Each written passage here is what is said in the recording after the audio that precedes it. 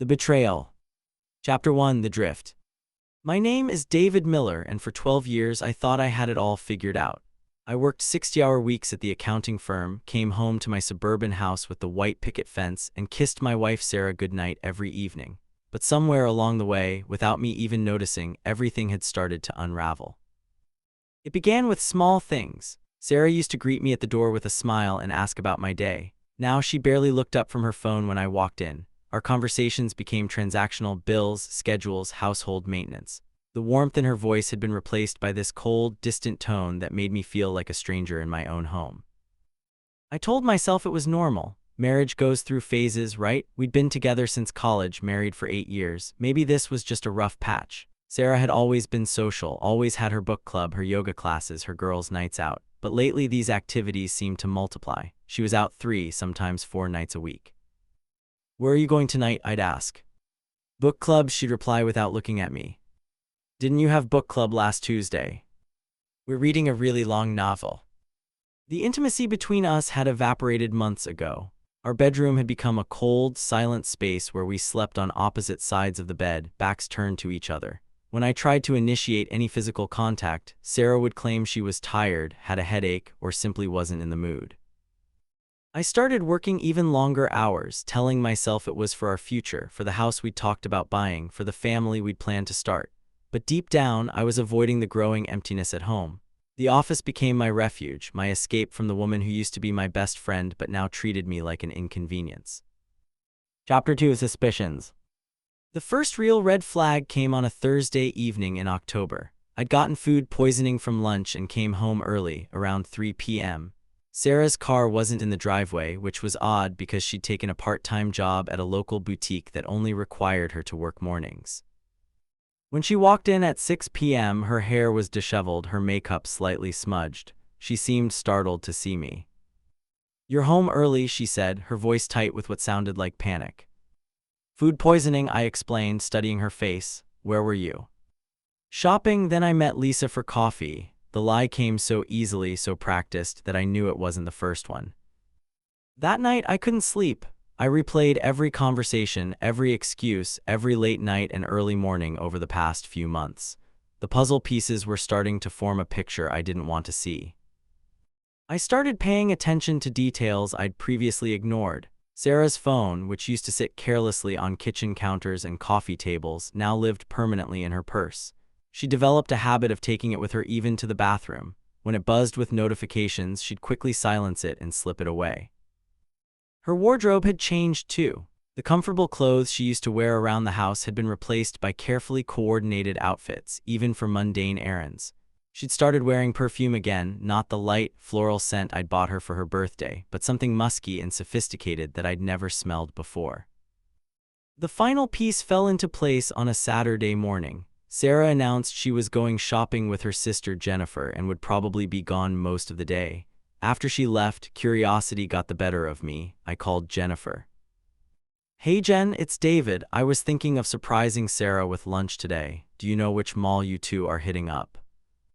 There was a long pause. "David, I'm not with Sarah today. I'm visiting Mom in Phoenix this weekend, remember? I thought you knew that." My heart stopped. "Oh right, I got my days mixed up. Sorry to bother you." That's when I knew for certain. My wife of 8 years was having an affair. Chapter 3: The Investigation. I want to be clear about something. I'm not proud of what I did next. But when someone you love and trust completely betrays that trust, it does something to you. It makes you question everything, including your own sanity. I needed proof, not just for a potential divorce, but for my own peace of mind. I started small. I began noting Sarah's schedule, her claimed destinations, and cross-referencing them with reality. The boutique where she worked part-time confirmed she'd been calling in sick frequently over the past 3 months. Her book club met once monthly, not weekly as she'd claimed.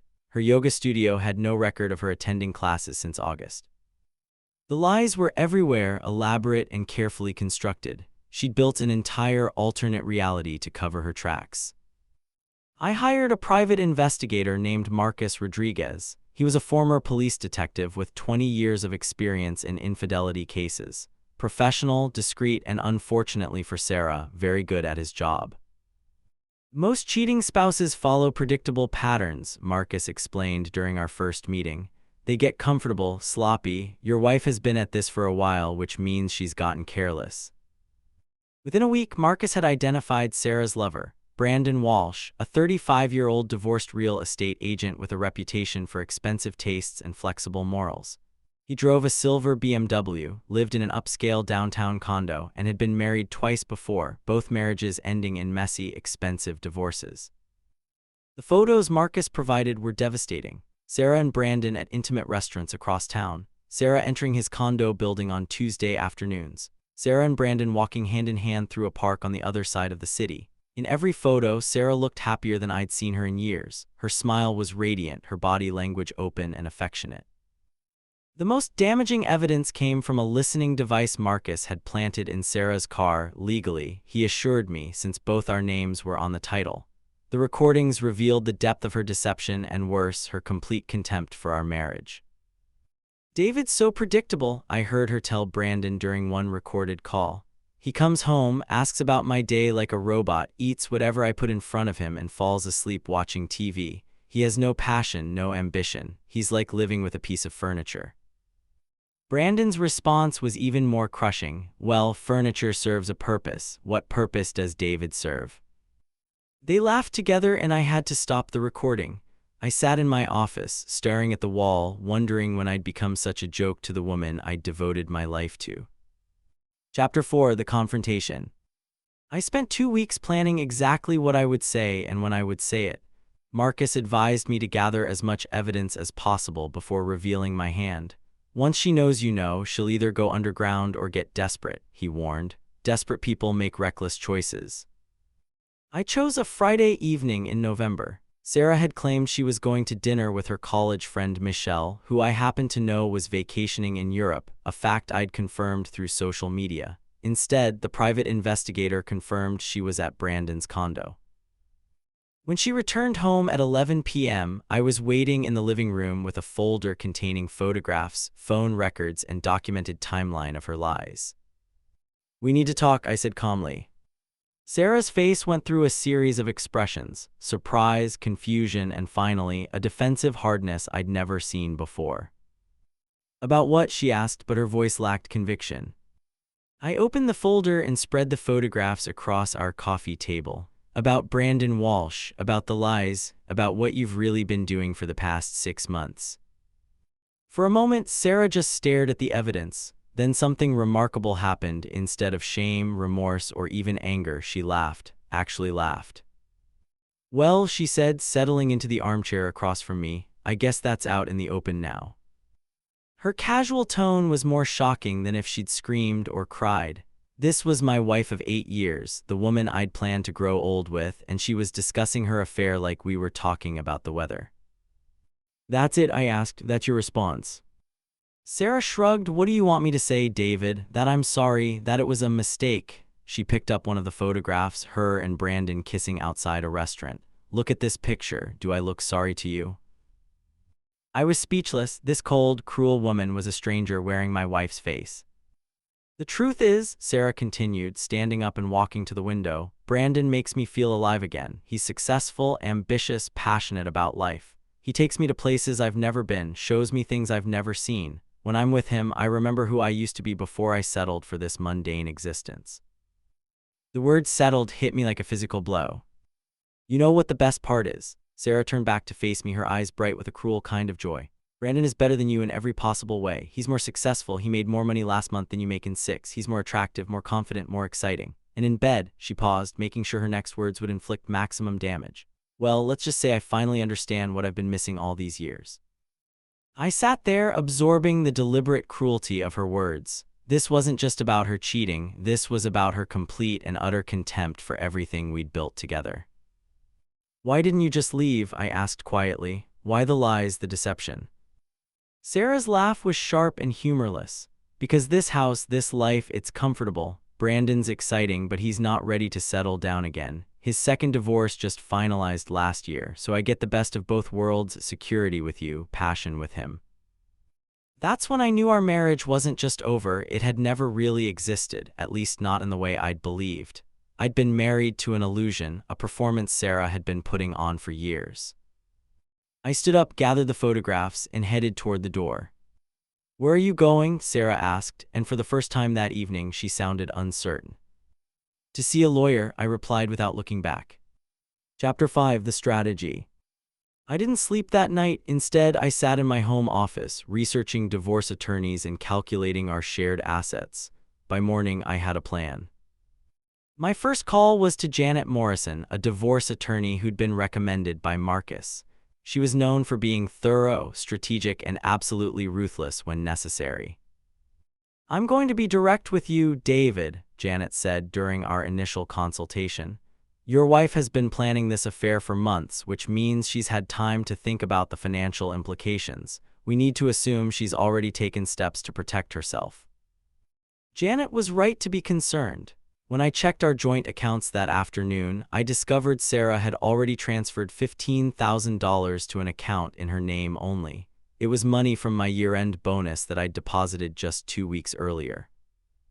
"She's getting desperate," Marcus observed when I told him about the money transfer. "My guess is that Brandon's not as financially stable as he appears to be, probably overextended himself trying to maintain his lifestyle." We moved quickly. Janet filed for legal separation, which would prevent Sarah from accessing any more joint assets. We also discovered that Sarah had been using our joint credit cards to fund her affair, expensive dinners, hotel rooms, even a weekend trip to Napa Valley that she'd told me was a girls' spa retreat. The discovery process revealed the true extent of Sarah's deception. She'd been living a double life for nearly a year, using our marriage as a financial safety net while pursuing her relationship with Brandon. She'd even taken out a personal loan against our house without my knowledge, though thankfully my signature was required for it to be finalized. But the biggest shock came when Marcus uncovered the truth about Brandon Walsh. His real estate business was failing. He'd been living off credit and borrowed money for months, using his BMW and downtown condo as collateral for loans he couldn't repay. The expensive lifestyle Sarah had found so attractive was entirely financed by debt. "He's been using her," Marcus explained. "The fancy dinners, the trips, even some of his rent, it's all being paid for with money she's been skimming from your joint accounts." This information gave us significant leverage. Not only could we prove adultery, but we could also demonstrate that Sarah had been systematically stealing marital assets to fund her affair with a man who was essentially a con artist. Chapter 6: The Unraveling. The divorce proceedings began in December, and Sarah's attitude quickly shifted from smug confidence to panicked desperation. When she realized I wasn't going to roll over and accept a standard 50-50 split of assets, she hired her own attorney, an expensive downtown firm that she couldn't actually afford. The legal bills began piling up immediately. While my attorney was methodical and strategic, Sarah's lawyer seemed to be billing hours for every phone call, every email, every minor procedural document. Sarah was hemorrhaging money she didn't have, trying to fight a battle she'd already lost. Meanwhile, I was playing chess while she was playing checkers. I'd moved most of my salary into a separate account before filing for separation. I documented every expense, every suspicious transaction, every lie she'd told over the past year. I had photographs, recordings, witness statements, and financial records that painted a clear picture of systematic adultery and financial misconduct. The first major crack in Sarah's facade came in January. Brandon Walsh declared bankruptcy and his creditors began seizing his assets. The BMW was repossessed first, then his furniture, and finally his downtown condo was foreclosed upon. The glamorous lifestyle that had attracted Sarah to him vanished overnight. Sarah tried to convince Brandon to move in with her in our house while the divorce was pending. That's when she discovered just how deep Brandon's deception ran. He'd been lying to her just as systematically as she'd been lying to me. He had no money, no prospects, and no interest in a long-term relationship with a woman who was about to lose half her assets in a messy divorce. Brandon disappeared from Sarah's life as quickly as he'd entered it. One day he was promising her a future together. The next day his phone was disconnected and his friends claimed they hadn't seen him. Sarah later found out he'd moved to Phoenix, where he was apparently pursuing another married woman with better financial prospects. Chapter 7: The Downward Spiral. While I was methodically building my case and protecting my assets, Sarah's life was imploding in spectacular fashion. Without Brandon to impress, she'd lost her motivation to maintain the elaborate lies that had been sustaining her affair. She began drinking heavily, showing up late to work, and making increasingly erratic decisions.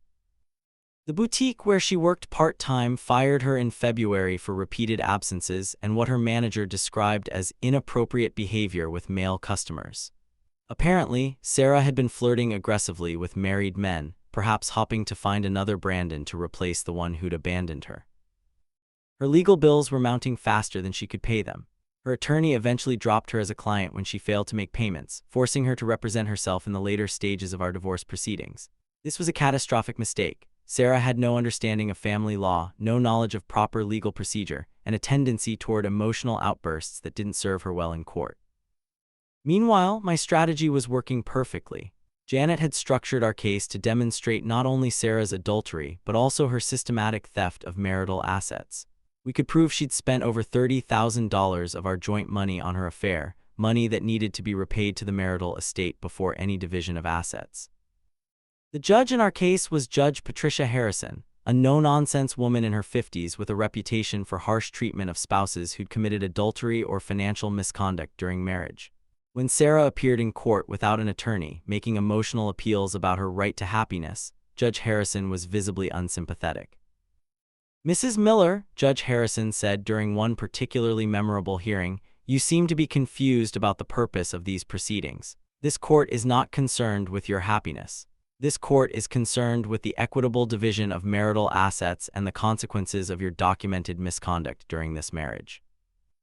By spring, Sarah was living in a studio apartment across town, working as a waitress at a chain restaurant, and facing the reality that she would emerge from our divorce with virtually nothing.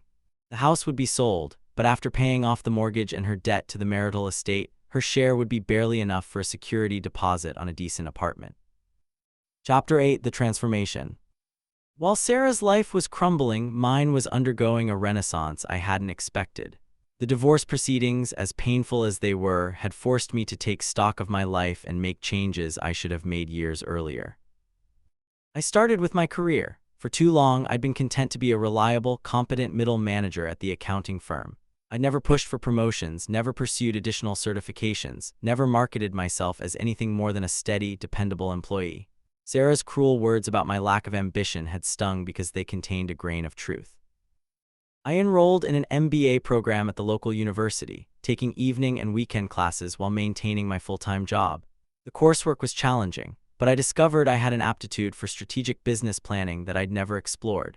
My professors began recommending me for consulting opportunities with small businesses looking to improve their financial management. Within 6 months, I doubled my income through consulting work. Within a year, I was seriously considering leaving the accounting firm to start my own business consulting practice. I also transformed myself physically. The stress of the divorce had initially caused me to lose weight, but I channeled that into a disciplined fitness routine. I started running every morning, joined a gym, and began eating healthier. By the time our divorce was finalized, I'd lost 30 pounds and was in the best shape of my adult life. More importantly, I was rebuilding my confidence and self-respect. Sarah's betrayal had initially crushed my sense of self-worth, but working through the pain had made me stronger and more self-aware. I realized I'd been so focused on being a good husband that I'd forgotten to be an interesting person. I started pursuing hobbies I'd abandoned during my marriage. I took photography classes, learned to cook properly, and began traveling to places I'd always wanted to visit. Every weekend brought new experiences, new people, new possibilities. Chapter 9: The New Life. Our divorce was finalized in August, exactly 9 months after I'd confronted Sarah about her affair. The final settlement was even more favorable to me than Janet had initially predicted. Sarah's decision to represent herself in the later proceedings had been disastrous. She'd missed critical deadlines, failed to respond to discovery requests, and made legal arguments that actually strengthened my case. I kept the house, though I decided to sell it and buy something smaller, something that was truly mine rather than a monument to a failed marriage. I also retained most of our savings and investments, since Sarah was required to repay her theft of marital assets before any division could occur. Sarah's final act of desperation came during the settlement conference. She appeared with a new lawyer, a bottom-tier attorney who specialized in personal injury cases and had no experience in family law. Together, they made a last-ditch effort to claim that I had somehow emotionally abandoned Sarah, driving her to adultery. Judge Harrison's response was swift and brutal. Mrs. Miller, you have admitted under oath to systematic adultery, financial misconduct, and theft of marital assets. Your attempts to blame your husband for your own choices are not only legally frivolous but morally reprehensible. This court awards Mr. Miller the settlement he has requested. That afternoon, I walked out of the courthouse as a free man. I moved into a modern downtown condo 6 months later. It was smaller than the suburban house Sarah and I had shared, but it was in a vibrant neighborhood full of restaurants, galleries, and young professionals. For the first time in years, I felt like I was living my life rather than just going through the motions. My consulting business was thriving. I developed a specialty in helping small businesses recover from financial crises, and word-of-mouth referrals were keeping me busier than I'd ever been. I hired 2 junior consultants and rented office space in a renovated warehouse building that had become a hub for creative businesses. More importantly, I was dating again. Not seriously, not with any pressure or expectation, but I was rediscovering the joy of connecting with someone new. I'd forgotten how exciting it could be to have dinner with someone who was genuinely interested in my thoughts, my experiences, my dreams for the future. One woman, Amanda, was particularly special. She was a graphic designer who owned her own studio, someone who understood the challenges of building a business from scratch. We'd met at a networking event for downtown entrepreneurs, and our conversations flowed naturally from business to books to travel to life philosophy. Amanda was everything Sarah wasn't: independent, creative, emotionally honest, and genuinely supportive of my ambitions. When I told her about my divorce, she listened without judgment and shared her own story of emerging stronger from a difficult relationship.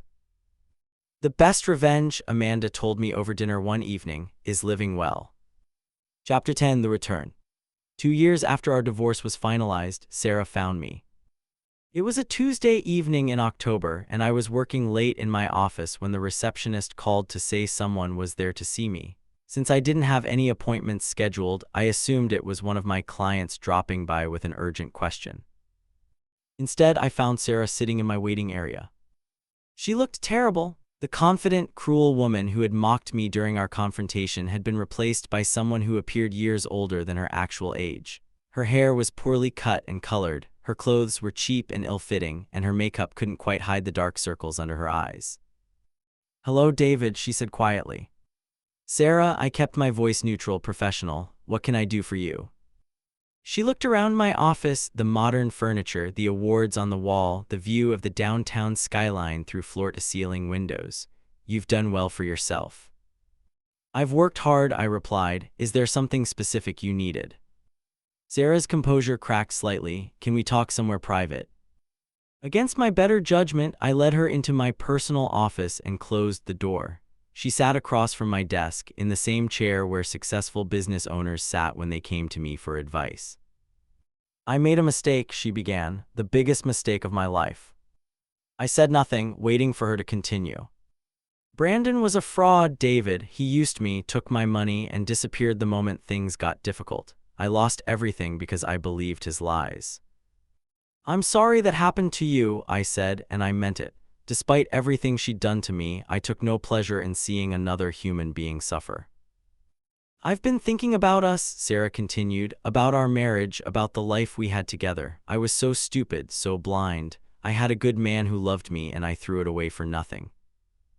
This was the moment I'd imagined during the worst days of our divorce proceedings. Sarah, broken and desperate, finally recognizing what she'd lost. In my fantasies, this moment had felt like vindication, like justice finally served.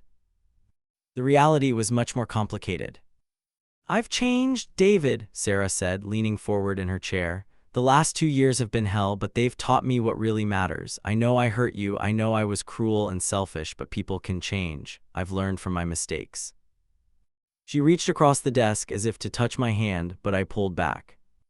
"I want to try again," she said. "I want us to try again. I know it won't be easy. I know we'll have to rebuild trust, but we had something good once. We could have it again."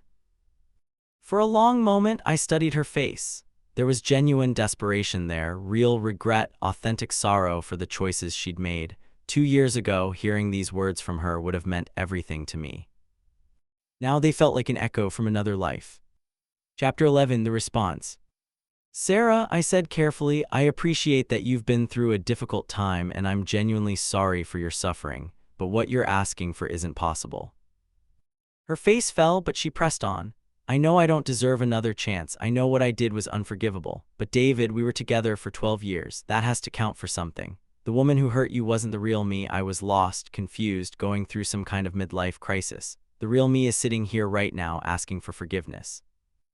I stood up and walked to the window, looking out at the city lights. "Do you want to know what the real tragedy is, Sarah? It's not that you had an affair. People make mistakes, marriages hit rough patches, sometimes couples grow apart. The tragedy is how you handled it." I turned back to face her. "You could have talked to me about your feelings. You could have suggested marriage counseling. You could have asked for a separation to figure things out. You could have simply told me you weren't happy and wanted a divorce. Any of those options would have been painful, but they would have preserved some respect, some dignity for both of us." Sarah was crying now, quiet tears running down her cheeks. "Instead," I continued, "you chose to lie to me every single day for months. You stole our money to fund your affair. You mocked me to your lover, made me into a joke, a punchline to your secret life. And when I confronted you with evidence, you weren't remorseful, you were cruel. You deliberately said the most hurtful things you could think of, not because you were angry, but because you enjoyed hurting me." I sat back down, keeping my voice calm and professional. "That wasn't a mistake, Sarah. That wasn't a momentary lapse in judgment or a midlife crisis. That was a deliberate choice to destroy not just our marriage, but my sense of self-worth, my ability to trust, my faith in love itself. You didn't just cheat on me, you tried to annihilate me as a person." Sarah's sobs were getting louder, but I continued. "The woman sitting in front of me right now isn't the real you any more than the cruel woman who mocked me 2 years ago was the real you. People aren't that simple. We're all capable of kindness and cruelty, love and betrayal, wisdom and foolishness. The difference is in the choices we make." I leaned back in my chair. "You made your choices, Sarah. You chose deception over honesty, cruelty over kindness, selfishness over love. Those choices had consequences for you, for me, for us. You can't simply decide those consequences no longer apply because you've changed your mind about what you want." Chapter 12, Moving Forward. Sarah sat in silence for several minutes, absorbing what I'd said. When she finally spoke, her voice was barely a whisper. "So there's no chance, nothing I could do, no way I could prove I've changed." I chose my words carefully because despite everything, I didn't want to be cruel to her. "Sarah, I've built a new life over the past 2 years. I've discovered who I am when I'm not trying to save a marriage that was already dead. I've found success, happiness, and peace that I never thought possible." I gestured around my office. "This business exists because your betrayal forced me to take risks I would never have taken otherwise. I'm a stronger, more confident, more complete person than I was when we were married. In a strange way, I'm grateful for what happened between us because it led me to become the man I was always meant to be." Sarah's face crumpled with the realization of what I was telling her. "But more than that," I continued, "I've learned to trust again. I've learned to love again. There's someone in my life now who appreciates me for who I am, who supports my dreams, who treats me with respect and kindness every single day."